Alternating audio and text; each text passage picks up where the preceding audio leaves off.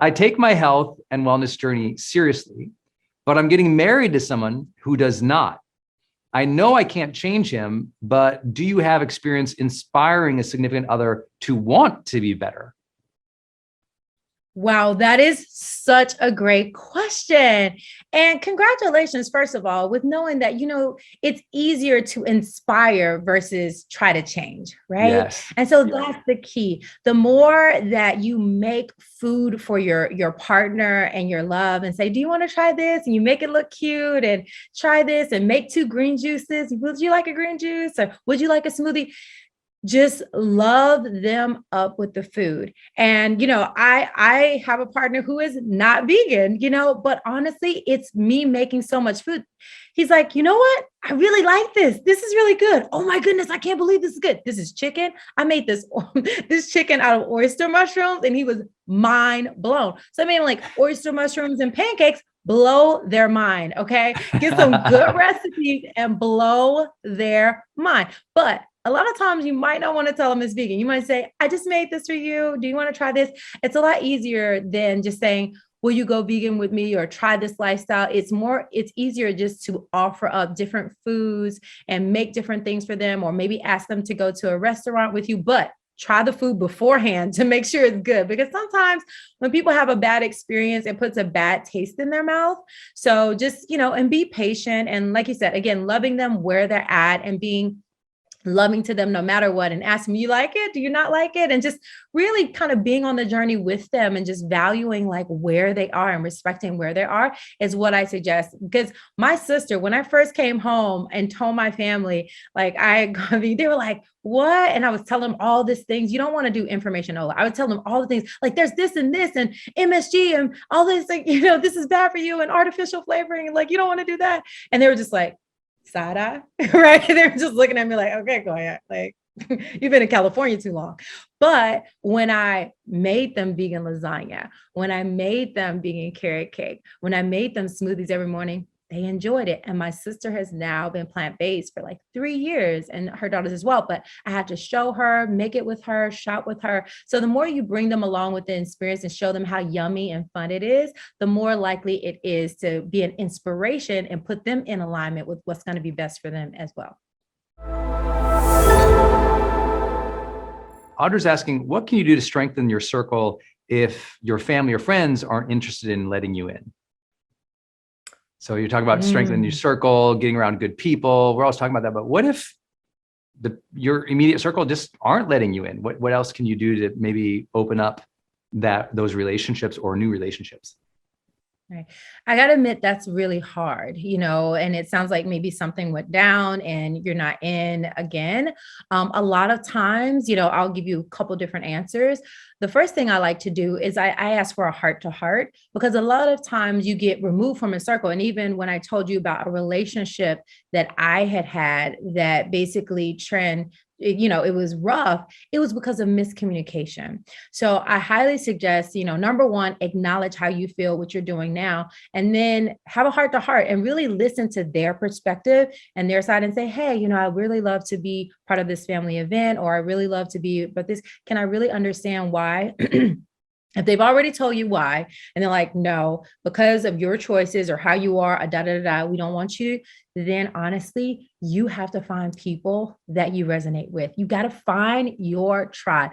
And that's what I did. I miss my family. I'm not around them, but my mindset somehow is just different. I'm really excited about growth. I'm really excited about health. I'm really excited.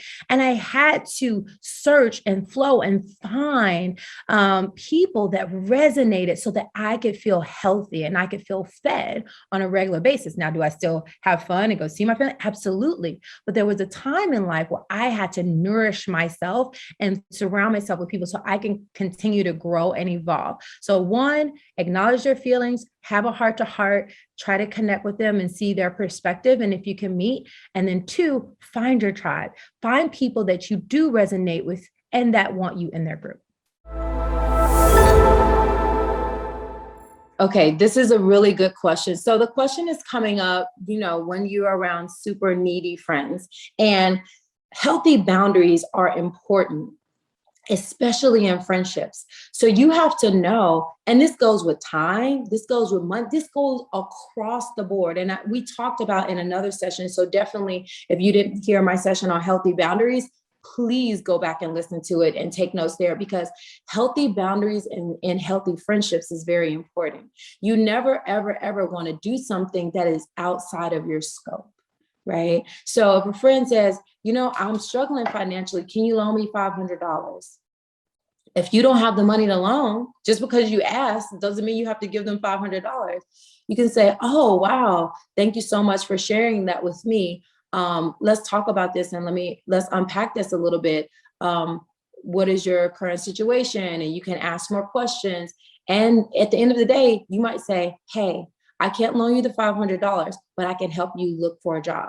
I can help you apply for a loan. I can help you apply for a credit. You see? So it's not always that just because you ask, you have to do what that person is asking for. You have to make sure you have a healthy boundary on what you can do. And just because you have it doesn't mean you have to support in that way. You can support mentally, spiritually, physically, or emotionally. So that spiritual support is like, hey, let's just pray about it. Let's meditate. Let's manifest on how, and you can do a visioning together. And I learned this from Michael Bernard Beckwith of Agape Spiritual Center.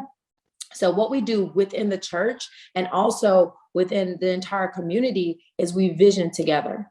So, or I can give you $100 towards it. Exactly.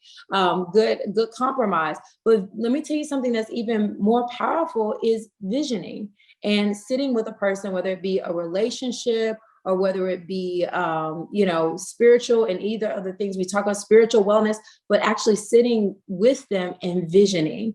And Reverend Beckwith has a book called Visioning, where he teaches like life visioning and envisioning what you want in different areas of your life. I highly recommended Life Visioning by Reverend Michael Bernard Beckwith. But basically you sit with your friend and you close your eyes and you put what's on the table, what's the challenge, and you vision seeing it happening differently.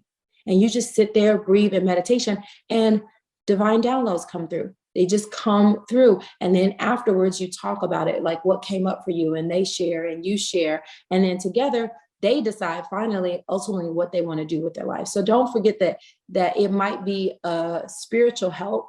And then well-being, you might say, hey, I know that you're struggling because you're having a hard time getting to work, or you might be able to drive them to work. So there are just so many things that you can do to support a friend.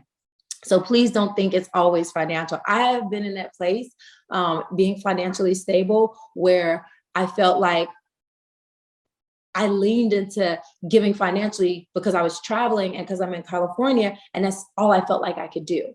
Right? But that's so not true, because what I started to learn is that I can get on the phone, I can vision with them, I can help them in other ways that are actually going to be more helpful in the long term.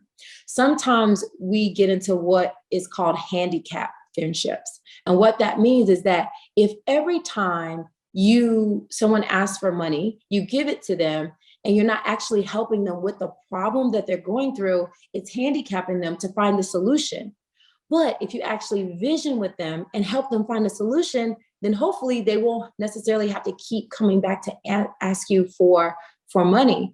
That solution might be a therapist or a doctor, or, because you don't know, sometimes sometimes you don't, but you don't know what they're using the money for. I think whenever you give money, you have the prerogative to ask, what is this money going to? How are you using it? Or you can pay, if it's a bill or something that they need, you can pay it yourself. But definitely make sure, if you feel like you're in a toxic relationship where you're giving and you don't, and the person we are all needy by nature, so I always say we're needy by nature. So people are going to need your time, your efforts, and your support, but it is up to us to set those healthy boundaries in friendship, and know like where you stand and what you want to give and what you can. And that can be mentally, spiritually, physically, emotionally. It could be a phone call. It could be financial. It could just be spending time with them.